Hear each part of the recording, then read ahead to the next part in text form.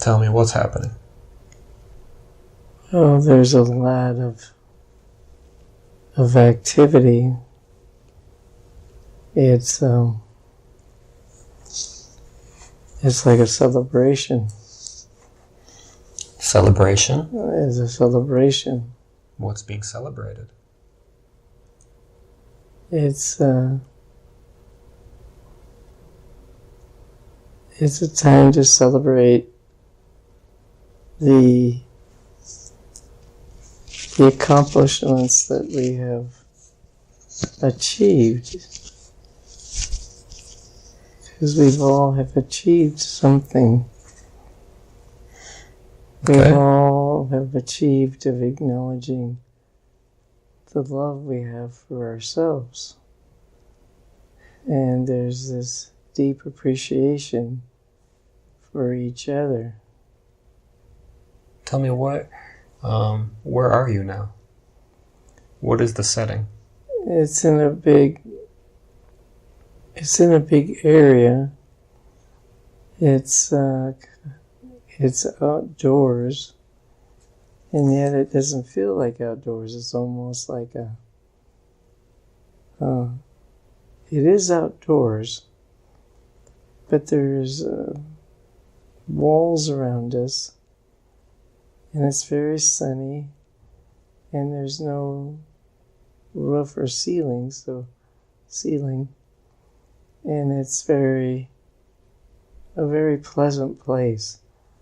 A lot of food, a lot of laughter, a lot of joy. Who is gathered here? Mm-hmm. Who is gathered here is people who have worked together for so long to accomplish their own task. Mm-hmm. And what is the task? It depends upon each person. It's like over a certain time period, we had promised to accomplish things. And we have come together to celebrate that. We've come from different parts of the world, and we have been connected with each other, and over a period of time, and we are now coming together. It's a very interesting event. It's almost like we're not here on Earth as much as we are in another reality, celebrating our accomplishment. It's not that we're finished here on Earth. It's just that we've reached this plateau in our life, and now we're about ready to journey on and to finish what we've come really to do on this earth. Okay, let's talk about you. What have you done that you feel like celebrating? Mm-hmm. The celebration has to do with helping people, young people, to see their value, their worth, to see that they have done beautiful things to come to this earth to help humanity. And my task has been, up to this point, helping the young to see that they're here for a purpose. Are you some type of counselor? What is your role? I would, yes, you could say a counselor or a facilitator in bringing young people together to help them support each other so that they can love themselves and see their value and to see they have gifts to give to the world. So do you help them organize get-togethers, or what do you do? My task is to bring them together, and to help them to see what they have come to do. So I have many groups around the country to help young men to come together as groups so that they can help each other and support each other and love each other, and that there is hope in their life, there is love in their life, there is beauty in their life, and that they can create anything they wish. The other part is that it will come. It hasn't come yet, but the other part is to show them what they may consider magic, that they have abilities to create things that seemed impossible for older generations to conceive. Okay, I'm going to count now from 3 to 1, and I want you to go to one of these, to go to a scene where you're helping a young person create something that the previous generation would not have believed possible. 3, 2, 1, be there now. Tell me, who are you with? These people are in another country. They're in a European country. It's not Germany or France. It's not Germany or France. It's Austria. Austria? Okay. And in this group, I'm sharing and teaching them that they can do their own healing, that they can heal. They can heal and they can change. If they cut themselves, for example, they can heal their wounds very quickly. If they break a bone, they can heal the bone very quickly. It's not a matter of days or weeks. It's not a matter of hours. It's a matter of moments. It's something that has always existed, but not in this reality because of the belief systems and the misuse of the powers. Because of their loving of themselves, they can do this. It is a selected group of people. Not everyone is invited at this point. Only those who have accomplished the love for themselves. Okay, I want you to look at yourself now and tell me, what is your appearance? Mm-hmm. My appearance is quite different than you see me today. In this form, it's much younger. It's much more vibrant. There is the energy around me is quite different. It's a higher vibration. What is the time period? The time period is 2175. 2175, okay. And what does your clothing look like? It's quite different than what you would see in 2019. It is more flowing. It's more... the material is much lighter. It's not heavy.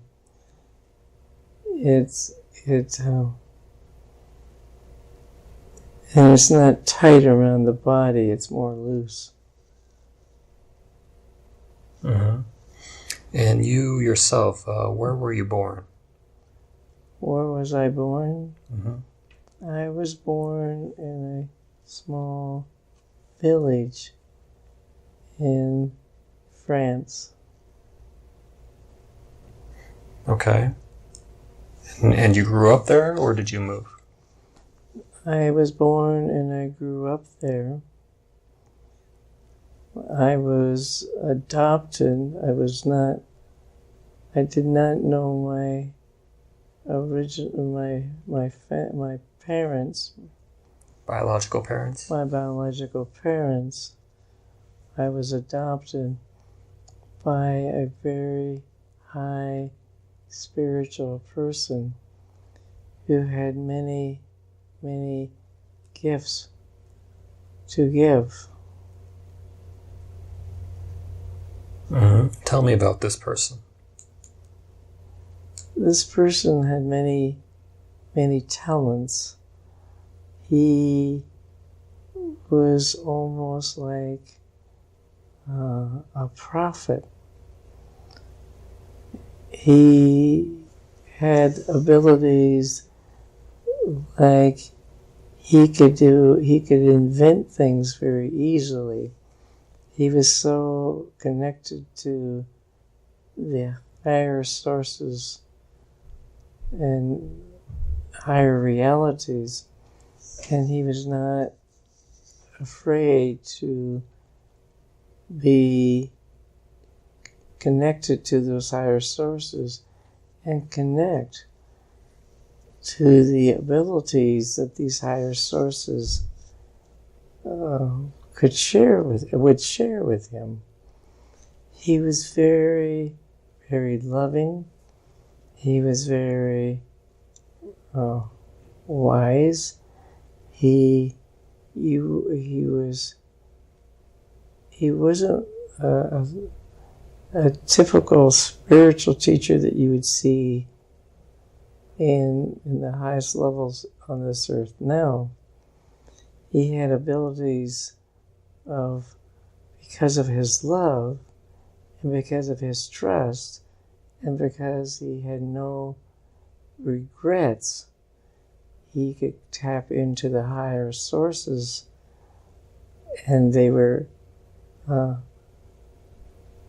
he could check in with the higher sources and get information that those who felt worthy of receiving the information could receive. Because his heart and because his determination to help humanity, he was able to do this work. My mother that took me in, the woman that took me in, was also very pure and very loving. And she was a teacher herself, and she taught many healing techniques, of which I learned a lot from her. Mm-hmm. You said you're the man who adopted you created inventions. Can you tell me what was one of these inventions? Mm-hmm. It was, for example, when I say inventions, I'm putting it in a very broad sense of the term. He could create objects that would move, that would travel through space. Like you would think it'd be similar to cars, but cars that would go into space. It was different than planes or helicopters. There was no wings. There was no. There was no fuel that needed to be used. It was all self-contained energy that he knew how to create. So some type of energy vehicle? It was an energy vehicle that would move you from one spot to another. Mm-hmm. He also knew that if you wanted to transport your body from one place to another, you could do that. But not everyone wanted to move into that direction at this point. And you said he had a lot of wisdom. Can you share now some of the wisdom that impacted you a lot? Well, the main wisdom was love. Mm-hmm. And that if you have love and it's pure, it's not, it's not, the love is the divine love. It's not, there's nothing connected to it. It's just love. It's pure. It's healing. It's a creative love. There is no harm in that love. There's nothing to get out of that love. Love is just love. In this society, there's so much attachments to love. There's so much holding on and fear of losing love. There was nothing to lose because you were the love. That was one of the things that I learned from him. There's nothing to lose because you are the love. Yeah. Okay. And you said your adopted mother, she also has a lot of her own wisdom. Can you tell me some wisdom she shared with you that impacted your life? Well, she also knew about love. And she said, this is how you heal. You send love to that part of your body. Again, it's a very, very high level of love. And once you have that, it removes things, blockages.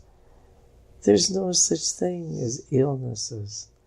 Because when you have this type of abilities of sending love to any part of your body that is in stress or disharmony, where the flow of energy has been stopped.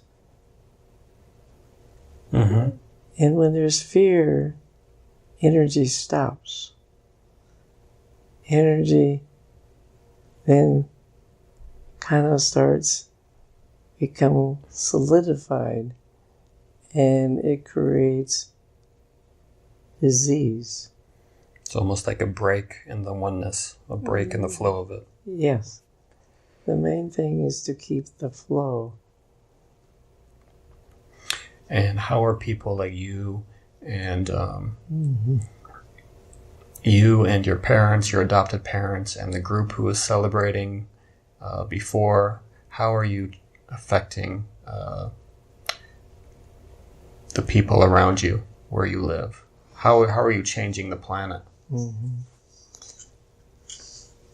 By learning to love ourselves, to be in harmony with ourselves, to be in balance. When you're in love, in the deepest sense, the divine love, you're in harmony, you're in balance. And that's what we're celebrating, as we have understood this and lived this, and people are interested in understanding this ability, and we are teaching them. I see. Very good. Okay, I'm going to count from 3 to 1, and we're going to move to another important scene in this life. 3, 2, 1. Be there now. Mm-hmm. Tell me, what do you see? It's another scene, but it's a scene that's earlier. Okay. It's a scene when I could see when I was much younger, very young. I could see beings that did not have physical forms that I had. They didn't have a body. It was light. And a group of them came to me and shared their love, shared their excitement for me. And in doing that, they brought so much light into my life that I was almost overwhelmed. And what did you carry with you from this experience into the rest of your life? I realized that not only is there physical beings around in the form that I was carrying, my soul was inside of, but there's beings who did not have a physical dense form, and that they were there, and that they are here to help. They're here to bring this awareness to humanity. Humanity went through many dark days, but they came through it, and now it's almost like the earth that once was is so different that it is as if it's another world. Tell me about one of these differences. The difference is that everything vibrates at a higher level, that everything shimmers, and that plants and animals are much more in harmony with each other and with humanity, with humans. It's almost like there's, like the animals and the trees and the plants can sing. They can vibrate this blissful energy. Beautiful. Okay, I want you to move now. I'm going to count from 3 to 1 and move to 1 minute before your last breath in this life, before you transitioned. 3, 2, 1, be there now. You're having your 1 minute before your transition. What's going on? It's a celebration because I have accomplished on this earth what I have come to do. And I also have learned so much about the other existence that is existing at the same time. Are you talking about the other beings, or I'm talking the about environment, or the vibration of the reality? Or? Yeah, like there's more than just Earth, and I have learned so much about life itself that it's not just confined to Earth. I see. And there's many beings that I saw when I was younger, when I mentioned just previously that they have come to greet me and to help me to transcend. And how do you feel looking back on this life, knowing that you accomplished your life's purpose so completely? How does that feel? There is great joy. There is great joy. It's like I have done what I needed to do, and that was to see humanity rise in such a state that it was unbelievable that it would ever rise to that level. I see. Okay. I'm going to count now from 3 to 1, and I want you to go to the moment when you're transitioning out of your body. 3, 2, 1, be there now. What's happening? I'm being taken from this life that we've been describing and going with a group of people, or beings, I should say. Is this the same beings as before? Yes. Okay. And they're taking me to a beautiful place. And what does it look like? It is very bright and it's very light. A lot of bright lights. The colors are amazing. But there is what you call form. Like I'm in a room now. What you would call a room.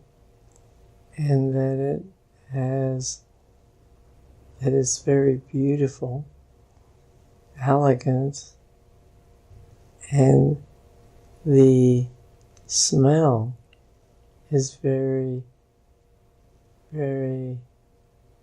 has a very fragrant smell. And it's like there's a great celebration that I have come, that I am there, and that I see beings who have been my guides, who were there. How many? I have to separate them because there's so many people in this room. But my guides that have helped me is, I would say, I was going to say 5, but I think there's 7. 7 guides? Yes. And are these guides the same as your council or Yeah, different? they're the same as my council. The same, okay. Which one, do you have one that is like the head of the council? There's one that has come into the room who wishes to speak and who wishes to share. Okay, and He is, I say he, that's how I experienced him. This is Enoch. Enoch. And he says that he is very grateful for what I have done. he shared that there are a few things that that I could have done better, and he smiles. But he says overall, he's very pleased of what I did on Earth. He says that we have known each other for many, what word I don't know how to use, for a long time. Let's put it that way. And that he's been with me and I've been with him for a very long time. He has trained me, and he has spoken to me, and he has guided me in many lifetimes. And how has he helped you in your soul's journey? He has helped me by reminding me at the soul level that there is much more to life than what the societies that I had grown up in had known about. He said there's much more to life than what the earth, I'll use the word earthlings understood. And he kept reminding me, never be confined to the belief systems that the people around me were experiencing. That was their experiences for their reasoning.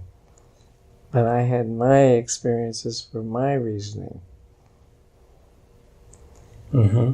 And my reasoning was to help bring a better understanding to the reality the best that I could at the level I was in. And I have a question for Enoch. In the life of Devin, what are some of the societal misperceptions that Devin still believes in that he can let go of? Yeah. Devin still has, he still is, I'm trying to think of the word here. Devin is still confined by his beliefs that he still is this physical form. Now he has the understanding that he's not, but it's just a belief system. At least he got that far. But as far as experiential, he still has not had a higher level experience to tell him that he is a vast consciousness. As all human beings are, it's just that they are not aware of it. Okay, thank you for that message. How will Devin's life change when he adjusts his disbelief? Mm-hmm. What's happening now is he is experiencing, well, in fact, throughout this life, he's experiencing things that he was never told about in a younger lifetime, a younger period in this life. He now is seeing, he's being constantly being given new information, and he's constantly believing it, and he's constantly now having new experiences, but he can only go at a step at a time. Energetically, he can't go faster than what he's going, and yet he is going quite fast in his spiritual path. But it's a one thing prepares him for the next, and so he has not resisted. He has been fully willing to go to the next step. Most people, out of fear, stop. They don't want to go into the uncomfortableness. Devin, yes, he sometimes don't want to go into the uncomfortableness, but he ends up moving forward into the uncomfortableness anyway. He kind of sometimes it feels like he blindly leads himself into situations that propel them into a higher step, a higher level of consciousness. This has been his life, but what's interesting, it's been speeding up, because the more he goes into taking a step, he understands that step, experiences that step, and moves to the next step without any hesitation. He realizes it does not serve him to hold back.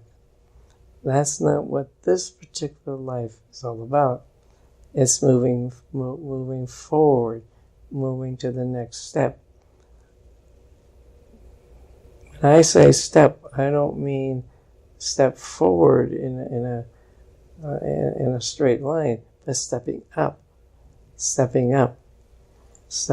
going up into a mountain, taking step, going to a higher peak. I see. I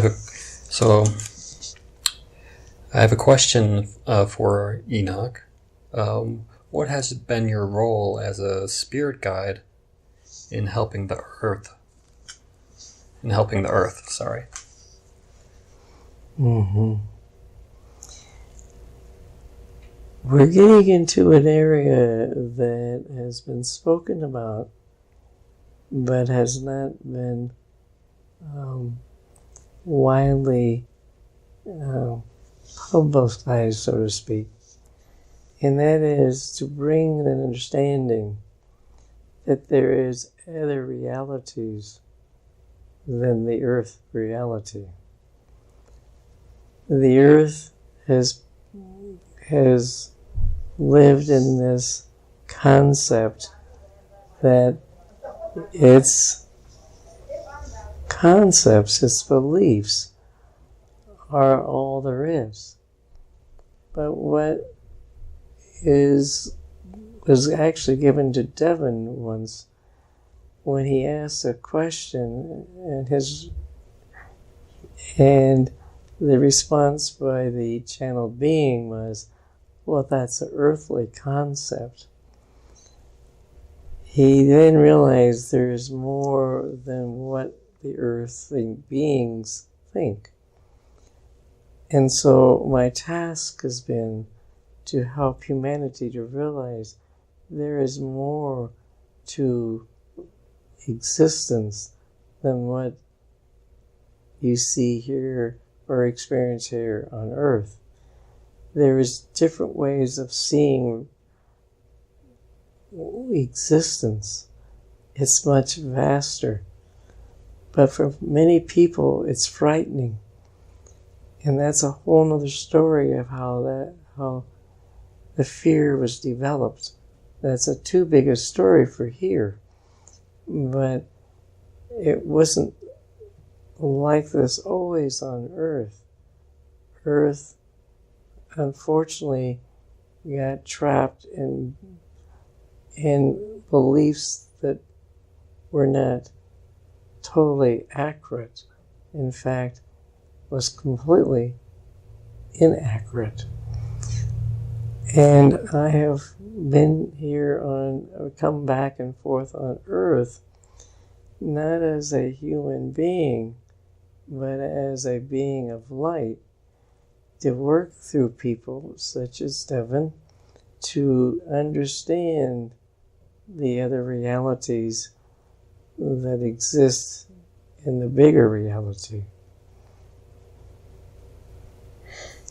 Yeah, thank you for that message. Why do we humans have these lives where we feel so limited? Why do we plan to go into these lives? Repeat the question. If we plan our lives and these lives we feel we are very limited in what we allow ourselves to believe we can perceive. Why do we plan that kind of life? Just to rediscover? I'll just let you take that one. Yes. Earth became a place for great learning. I am going to share things that has not been understood by I have not shared this in a public place like this. But each planet, each part of the universe has a certain energy field. As far as Earth energy field, it chose to be a very deep learning ground. And in this learning ground, there was added emotions. There was added free will. Well, when people decided they wanted to experience Earth, they come here to learn free will and also the different emotions. Also, what was created on Earth by an agreement was that there were certain learnings that needed to take place before you advanced on. You chose Earth, but once you chose it, you came here and worked through many different situations. You lost consciousness, or there was what most people call a veil of your knowing that you were pure consciousness. You lost that. And so now you're learning to gain that consciousness, the divine consciousness back. But there's certain things that has to happen before you have full consciousness. So there is many levels of awareness that one must move through. And what has to happen? What has to happen? To develop our awareness. To experience the different aspects of yourself. You come to feel. To feel, you need to feel the happiness and the sadness. That's part of, it's like when you're making a cake, you have to have all the ingredients. You have to have all the elements to make the cake, and certain utensils and certain things to mix the cake and bake the cake. And that's how it is here, in a sense. You're taking something and you're creating a deeper understanding of your existence, your beingness. So when you leave the earth leave the earthly lifetime, you are a different person. or a different being, I should say. You're not the same being. Now, some souls, I will use the word souls here, do not want to experience this type of existence. They will not come to Earth. They will go another place. That's why you see many different realities. If you were to see the existence in a higher, somewhat different point of view, a higher point of view, there's certain people in other planets that have other tasks to learn. They went to that planet to learn those things. People on Earth, this is the only place they have lived or dwelled. They've experienced lifetimes in other planets or other realities, other dimensions.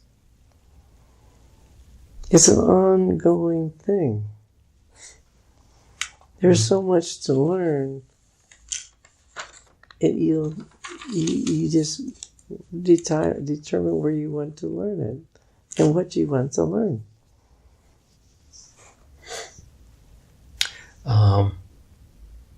For example, the life for Devin's soul on the blue avian planet. What would he learn there that he could not learn here? That planet was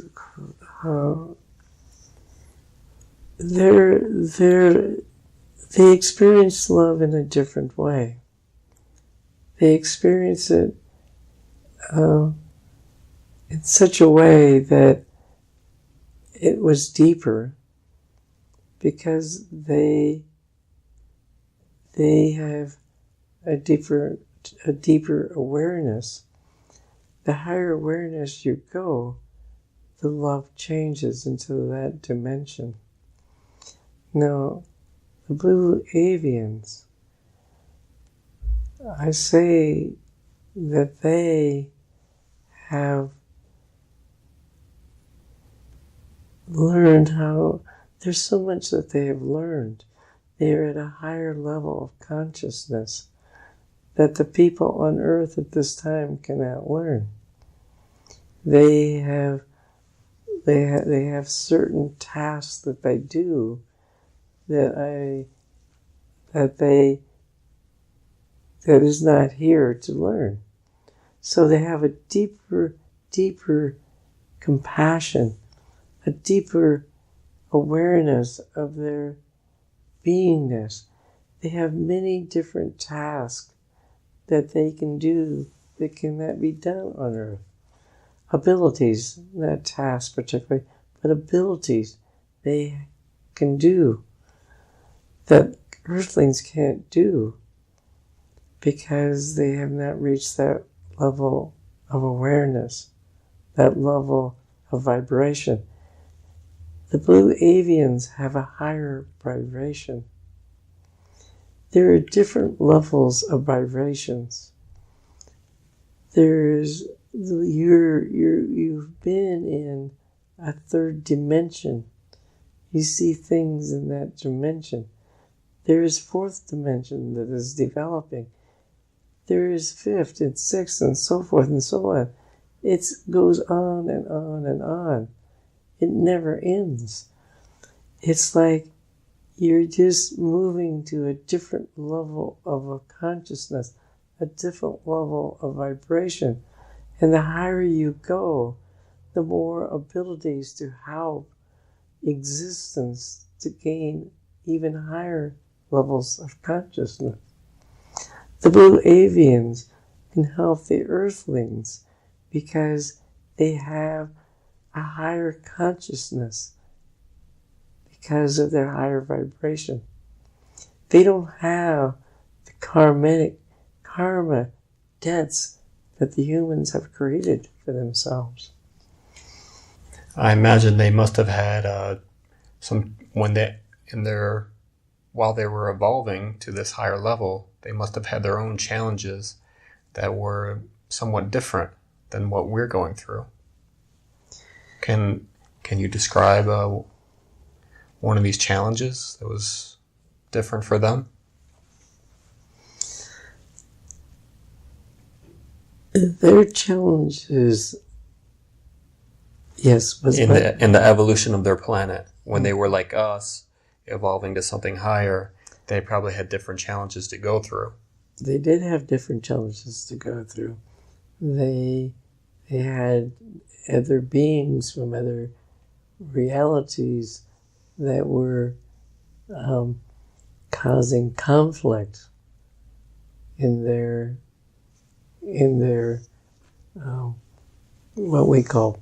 what I'll call a planet where they dwell. There was other beings that were causing tremendous havoc for them. They had to learn how to overcome that in a very interesting, loving way.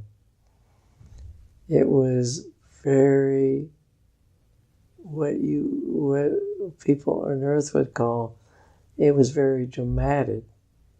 They had their existence was being challenged, not as individuals, but as a group. And they had to learn through love that they have experienced to deal with this invasion or attempted invasion. So how did they overcome this invasion? What happened? The situation still is evolving. It's like they can maneuver around the threat. In other words, if you take a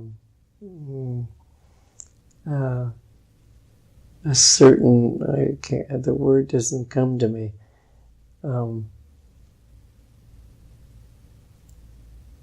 If you take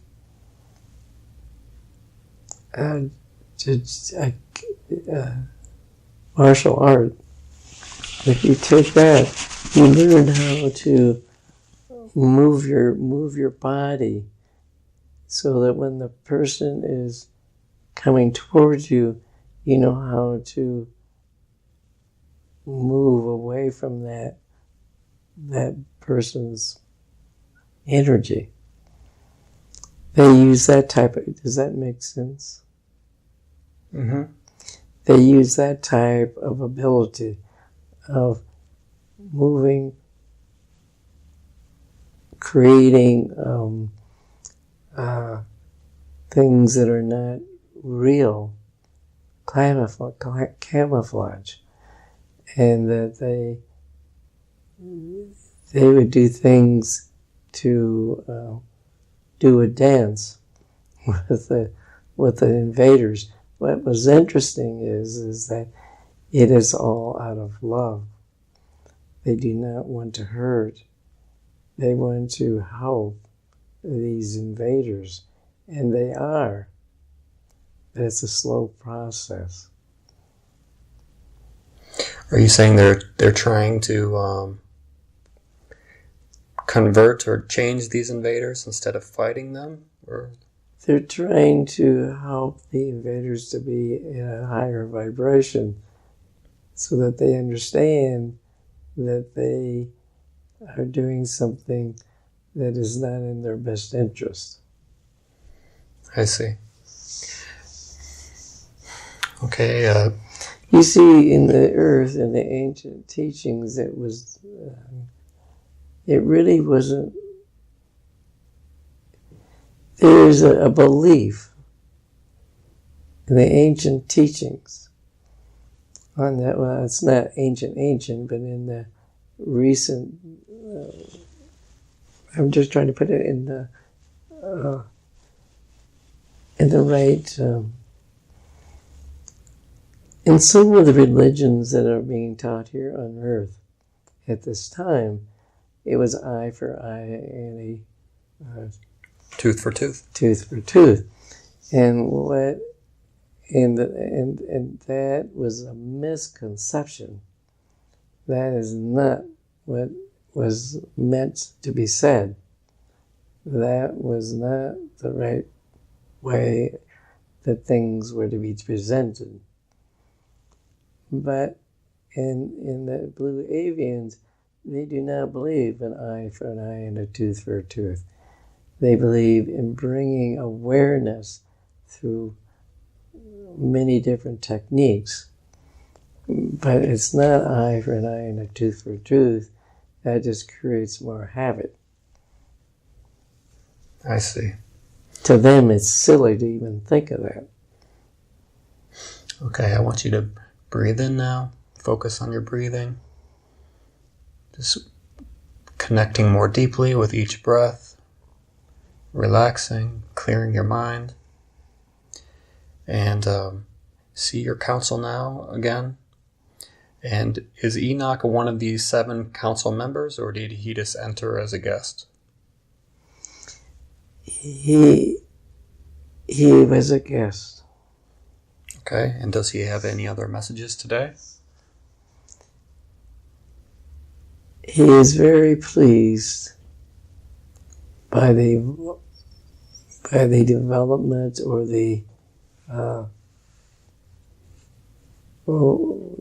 by the upliftment that Devin is keep moving. He is happy how Devin keeps moving further up in his consciousness. And he has come to thank Devin. And that he loves Devin very deeply and is a very pleased to help Devin. Very grateful for what Devin has done.